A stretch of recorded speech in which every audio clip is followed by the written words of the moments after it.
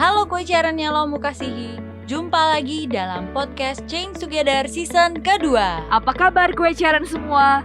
Doa kami, kue Charan dan keluarga selalu berada dalam lindungan kasih Lomu dan Buddha Maitreya. Episode kali ini enaknya kita ngapain ya kue Charan?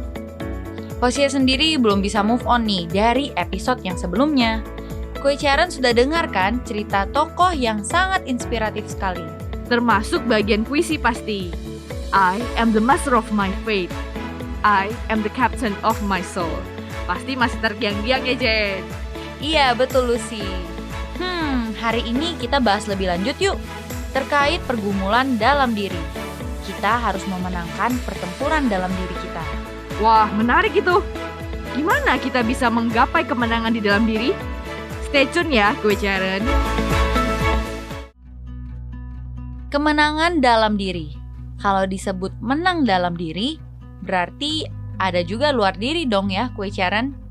Nah, menang di luar diri, karena letaknya di luar, tentu lebih mudah terlihat oleh kita kue Charan.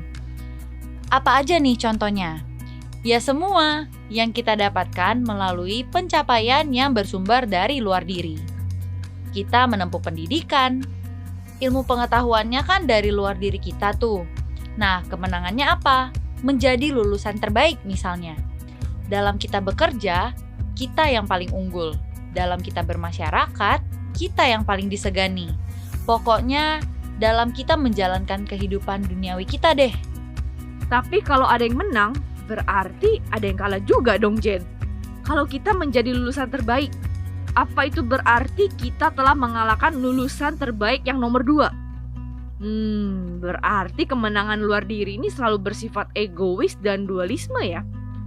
Celakanya lagi semua orang bisa melihat hal ini karena letaknya di luar diri kita tadi kan. Kita terbiasa melihat dan menilai who is the winner and who is the loser. Betul Lucy, inilah dualisme yang berbahaya dan mencekap pola pandang manusia. Pencapaian-pencapaian luar diri yang bersifat materi menjadi tolak ukur dalam melihat, menilai, dan memperlakukan manusia lain. Lain halnya dengan kemenangan dalam diri. Gimana tuh Jen kemenangan dalam diri? Kan ada di dalam. Nggak kelihatan dong Jen, siapa yang menang, siapa yang kalah. Emang nggak kelihatan, tapi bisa kita lihat. Umpamanya nih, akar tanaman. Kita tidak bisa melihat akarnya. Tapi ketika daunnya menguning, kita langsung tahu, oh ini kurang air. Lalu kita siramlah air ke tanah untuk diserap akarnya. Betul gak? Nah sama, kalau kemenangan dalam diri akan terpancar melalui raga kita.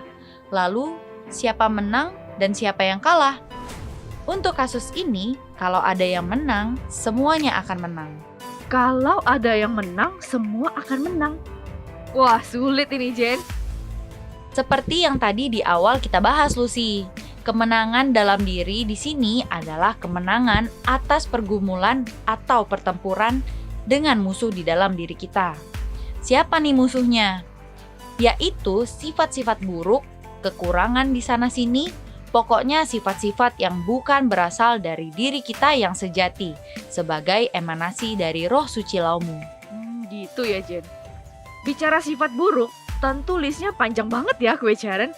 Secara kita sudah lama banget hidup mati, hidup mati, hidup mati, hidup lagi. Sekarang masih berkelana di dunia ini. Kalau gitu, kita ini sebenarnya sudah tua ya kue Charan. Seperti rotan yang sudah tua, susah dibentuk lagi, susah diperbaiki, dan kaku sekali. Iya Lucy, rasanya sudah berurat akar sifat buruk kita. Salah satunya adalah kemalasan. Rasa-rasanya semua orang punya rasa malas ya dalam dirinya. Nah, kemalasan ini adalah salah satu bentuk kebodohan loh, kue Charan. Iya ya Jen, kalau dipikir-pikir, kayaknya semua orang ada deh rasa malas ya. Cuma pasti beda-beda lah ya takarannya. Kalau kamu biasanya malas ngapain nih Jen? Apa ya? Setelah dipikir-pikir nih Lucy, kayaknya ada banyak deh.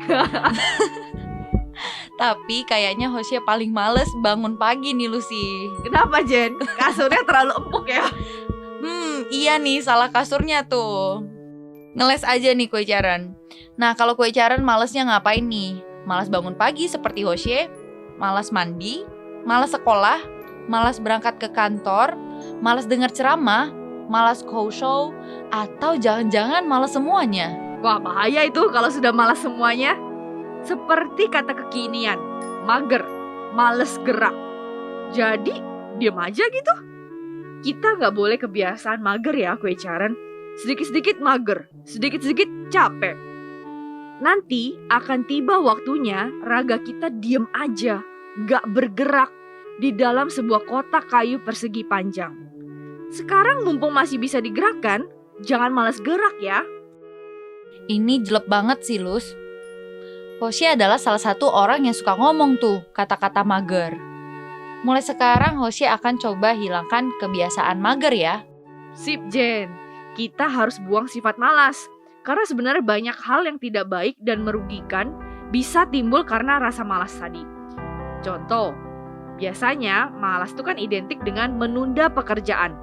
Ada tugas nih, malas lagi gak mood, lagi belum dapat ide. Akhirnya kita tunda mengerjakan tugas sampai akhirnya kita kerja asal-asalan, yang penting pokoknya selesai.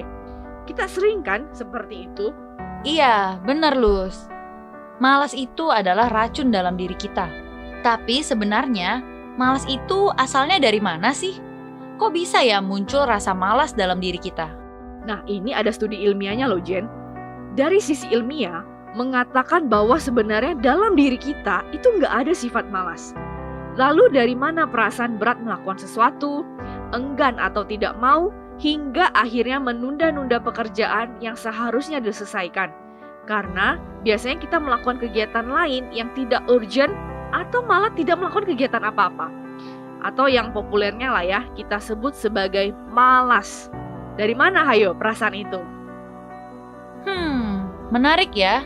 Selama ini kalau dengar kata malas itu selalu memberikan kesan yang negatif. Kita jarang atau mungkin gak pernah cari tahu tentang kemalasan ini.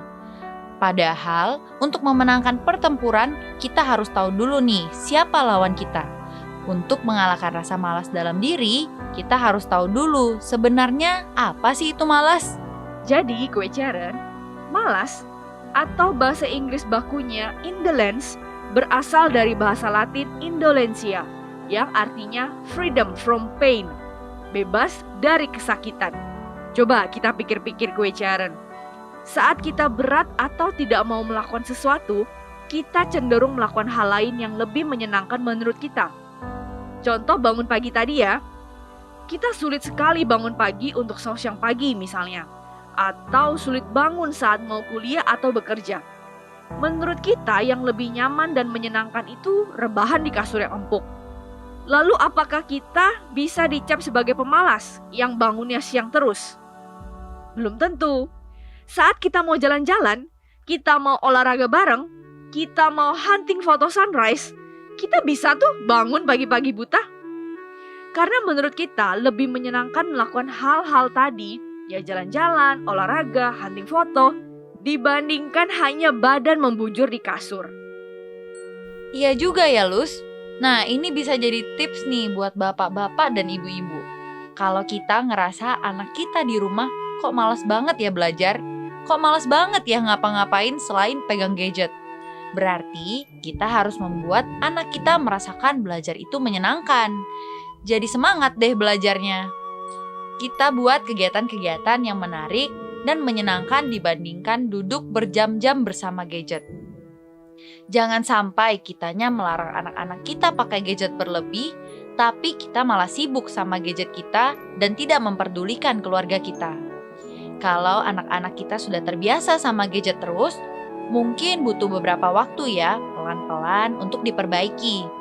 Mulai dari kita sendiri, jangan terbawa indolensia.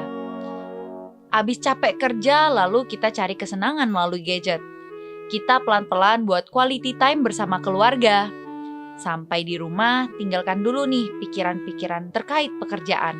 Kita berkumpul dan in touch dengan orang-orang terkasih kita. Kita berikan senyuman terhangat kita, keluarkan kata-kata yang penuh semangat dan motivasi.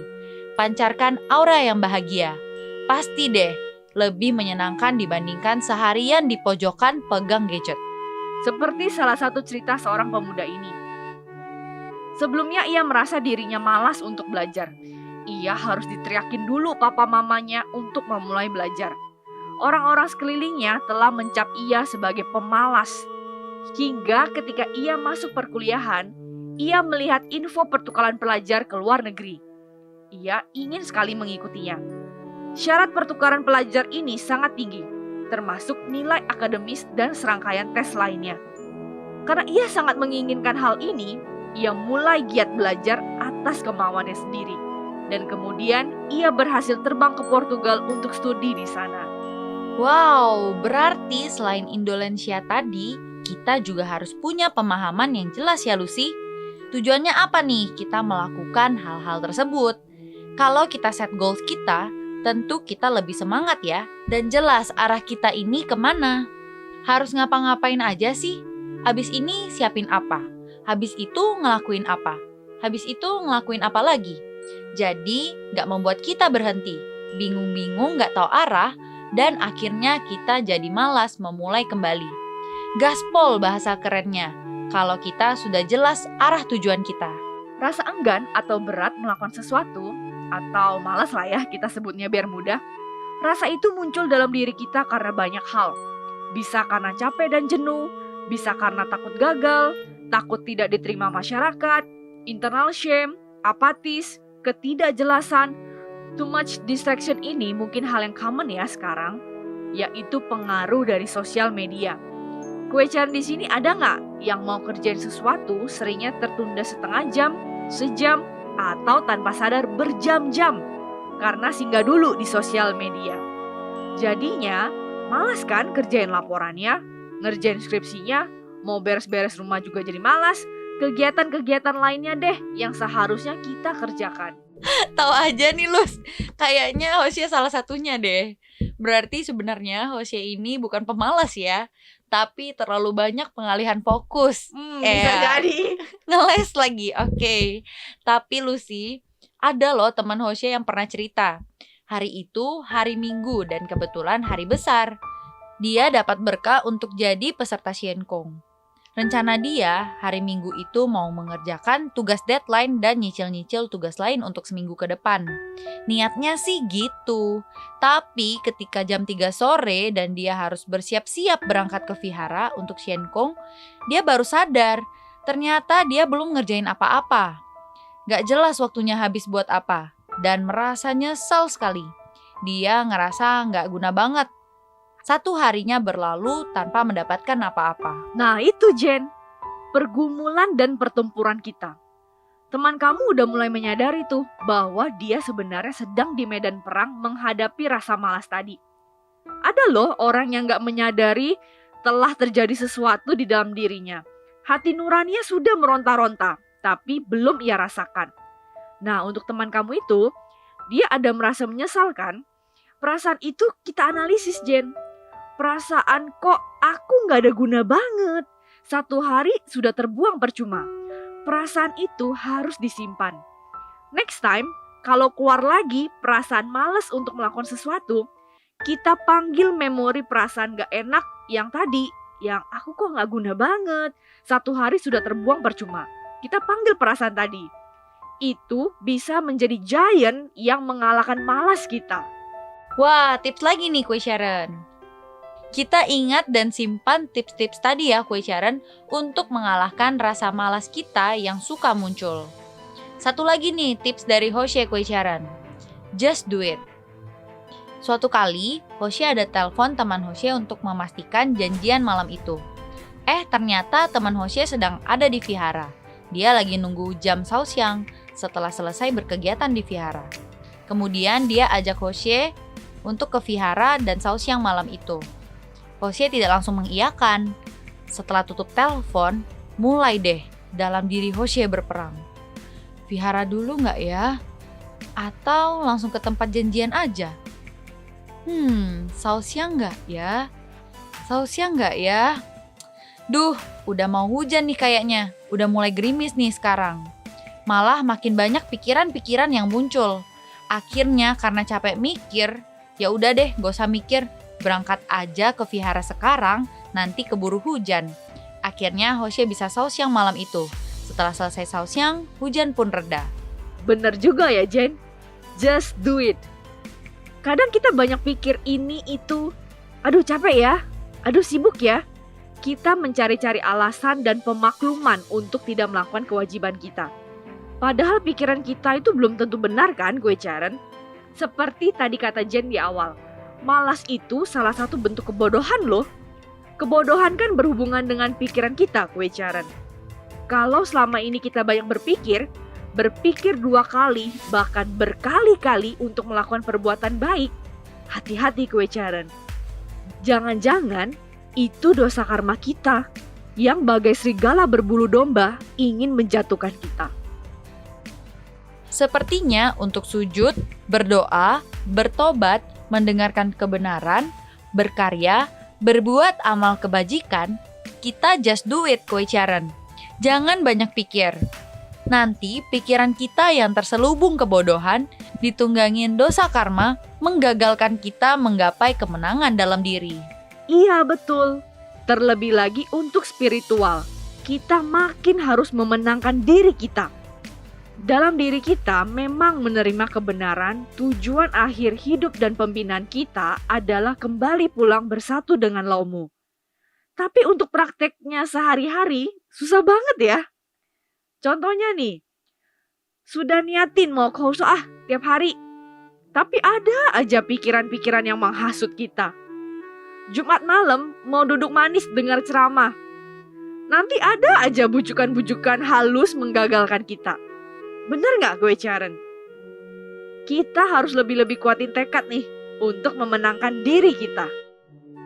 Kue Caren yang Laumu kasihi, setiap orang sama di dunia ini, mendapatkan 24 jam dalam satu hari. Yang membedakan adalah bagaimana setiap orang menggapai kemenangan di dalam dirinya. Setiap hari adalah pertarungan kita mengalahkan rasa malas tadi. Kemenangan-kemenangan dalam diri kita akan membawakan semangat dan antusias dalam bekerja. Kemenangan-kemenangan dalam diri kita akan membawakan kebaikan juga bagi banyak orang di sekitar kita. Seberapa banyak kemenangan dalam diri kita, sebanyak itu pula kita mengisi waktu kita dengan kegiatan yang berharga dan bermakna. Ayo gue Caren, kita berjuang menggapai kemenangan di dalam diri kita, sedikit demi sedikit. Mulai dari kemenangan-kemenangan kecil sehari-hari, kita akan bertransformasi. Kalahkan rasa enggan bangun pagi. Kalahkan perasaan berat ketika ingin menyelesaikan tugas pekerjaan kita. Kalahkan rasa capek ketika kita mau bersujud. Kalahkan rayuan gombal yang lain ketika kita ingin mendengarkan ceramah. Kalahkan 1000 alasan dalam diri kita ketika kita ingin mulai melakukan hal kebaikan.